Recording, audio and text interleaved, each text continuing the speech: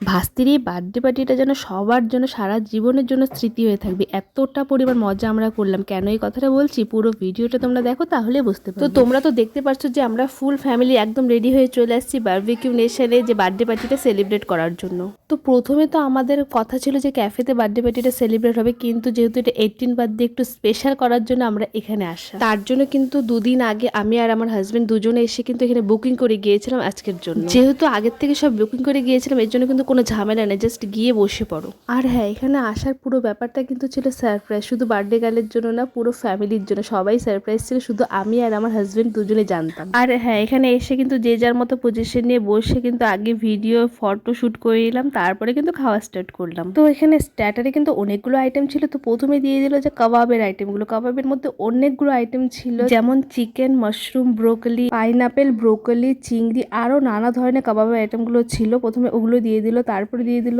তন্দুরি পনির, crispy corn, veg টিক্কা, আর ছিল পনির টিক্কা। আর এর মধ্যে দিয়ে দিয়েছিল 3 রকমের সস, মানে চাটনিটা। আর চাটনিটা সত্যি খুব টেস্টি ছিল, চাটনি দিয়ে লাগিয়ে লাগিয়ে খেতে ভালোই লাগছিল খুব। আর এখানে আমাকে দিয়ে দিল মটন টিক্কা। তো মটনটা তো আমি খাই না, তার জন্য এটা মাকে দিয়ে দিলাম। আর তারপরে দিয়ে দিল পেরি পেরি টেংরি, এটা দুটো দিয়েছিল। আর তো আমি একটা খেয়েছিলাম আর অভিককে একটা দিয়ে দিলাম, কারণ অভিক এটা খুব খেতে ভালোবাসে। আর এখানে যতগুলো আইটেম দেখছো না, সবগুলো কিন্তু আনলিমিটেড, যত খুশি তুমি খাও, কোনো ব্যাপার না।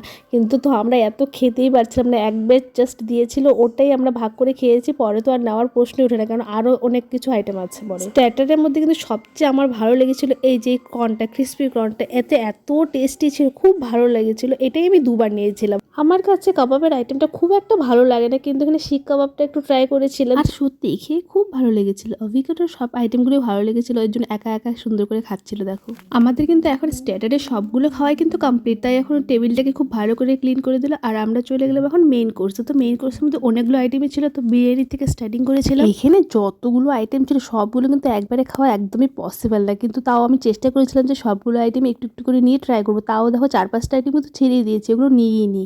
যে আইটেমগুলো আমার খুব ফেভারিট সেগুলোই আমি নিয়েছিলাম। সবাই তেমনই করেছে, মনে করে যার যেটা পছন্দ সে সেটাই খেয়েছে। যতগুলো আইটেম ছিল না, টেস্ট কিন্তু তো ছিল মারাত্মক, দারুণ টেস্ট ছিল সত্যিকারের। যদি কেউ মনে করে এগুলো আইটেম না খেতে যায়, তার জন্য কিন্তু প্লেন রাইস, মাছ, মাটন কারি, মনে করে যেগুলো দিয়ে ভাতটা খাওয়া যায় সেই আইটেমগুলো কিন্তু ছিল। স্যুপেরও কিন্তু এখানে অনেক কয়টা আইটেম ছিল। তো স্যুপটা আমি খাই না যেহেতু, এই জন্য নিয়ে নিই, কিন্তু আমার হাজবেন্ড দিয়েছিল, ও খেয়ে বললো খুব টেস্ট ছিল। আর সবশেষে কিন্তু আমি নিয়ে নিয়েছিলাম বাসন্তী বলে, যেটা আমার ফেভারিট, আর সাথে নিয়ে নিয়েছিলাম চিকেন কষা। এতগুলো আইটেম তো আমি অল্প অল্প করে নিয়েছি, কিন্তু বিশ্বাস করে আমি সবটুকু খেতেই পারিনি। তারপর যে যার খাওয়ারটা নিয়ে সোজা চলে গেলাম টেবিলে, সবাই মিলে বসে খাওয়ার জন্য। আমাদের জন্য কিন্তু এখানে স্পেশালি বাটার নানও পাঠিয়ে দিয়েছিল, তো ওটাও ট্রাই করেছিলাম, ওটাও ভালো ছিল। তো সবাই অল্প অল্প করে মেইন কোর্সটা খেয়ে চলে গেলাম ডেজার্টের। এখানে ডেজার্টের তো অনেকগুলো আইটেম ছিল, দেখো সবগুলোই টেস্টি মনে হচ্ছে, কিন্তু এতগুলো আইটেম তো একজনের খাওয়া পসিবল না, তাই আমরা ভাগ করে নিয়েছিলাম, এক একজন এক একটা খেয়েছিলাম, মানে সবগুলোই টেস্ট করা হয়ে গেছে। নেক্সট চলে আসলাম পাপড়ি চাট খাওয়ার জন্য। তো পাপড়ি চাট ছিল আর ছিল ফুচকা। তো এগুলো তো ছাড়া যায় না, যতই ভরা পেট থাকুক না কেন, ফুচকাটা কিন্তু খাওয়া যায়, কি বলো। এদিকে ননদকে ফুচকা নিতে বলে ওইদিকে আমি চলে গেলাম আইসক্রিমের ওখানে। তো এখানে 2 রকমের আইসক্রিম ছিল, ভ্যানিলা ফ্লেভার আর পাইনাপেল ফ্লেভার। তো দুটোই নিয়েছিলাম অল্প অল্প করে। তারপর দেখো এখানে ছিল গোলাপ জামুন, মালপোয়া, আর হলো মুগ ডালের হালুয়া। মিষ্টি আইটেম তো আমার পছন্দ না, তাই এগুলোর মধ্যে আমি একটাও খাইনি, কিন্তু যে গোলাপ জামুন মা একটা দিয়েছিল তো টেস্টি ছিল সত্যিকারের গোলাপ জামুনটা। আর আমি 4টা মন ভরে খেয়েছি, 4টা আমার ফেভারিট চাট। আর তারপর ননদ আবার আমাদের দুজনের জন্য পেস্ট্রিও নিয়ে চলে আসলো। পেস্ট্রিটা খাওয়ার ইচ্ছা ছিল না, ইচ্ছা বলতে গিয়ে অ্যাকচুয়ালি আমার পেটেই জায়গা ছিল না। তারপরে আবার নিয়ে নিলাম একটা কুলফি। তো আধা পেস্ট্রিটা খেয়ে আধা কুলফি খেয়েছিলাম, কুলফিটাও আমি খেতে পারিনি পুরোটা, এতটা মানে আমার পেট ভরে গিয়েছিল। তো ফাইনালি কিন্তু আমাদের সব খাওয়া দাওয়া কমপ্লিট। দেখো এখন পুরো টেবিলটাকে ক্লিন করে আরেকটা সারপ্রাইজের পালা। যেহেতু আমরা বার্থডে পার্টি করতে এখানে এসেছিলাম, তাই দেখো সবার শেষে কিন্তু একটা কেক কাটার ব্যবস্থাও করে দিল ওরা। এটা তো আমি খুব অবাক হয়ে গেছিলাম, খুব ভালো লাগলো এই জিনিস। আমি আর আমার হাজবেন্ড কিন্তু এই ব্যাপারটা জানি, অ্যাকচুয়ালি আমরা যেদিন বুকিং করতে আসছিলাম সেদিন এই কথাটা বলে দিয়েছিল যে লাস্টে কেক কাটার ব্যবস্থা করা থাকবে, কিন্তু আমরা ভাস্তিকে বলিনি যেহেতু সারপ্রাইজ দিব। আর ও সত্যি খুব সারপ্রাইজ হয়ে গিয়েছিল।